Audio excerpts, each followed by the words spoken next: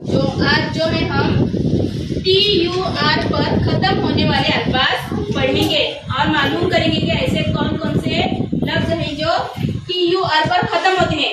सबसे पहले तो ये हम मालूम करेंगे कि TUR की आवाज क्या है। TUR की आवाज है च। क्या है? च। वर्ड्स एंड विद TUR की आवाज है च।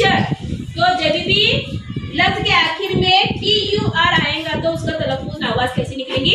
चर की निकलेंगी। तो चलो देखते हैं कि ऐसे कौन कौन से लफ्ज है। LECTURE lecture, CREATURE creature, GESTURE gesture, FURNITURE furniture, VENTURE venture, PICTURE picture, PUNCTURE puncture, LITERATURE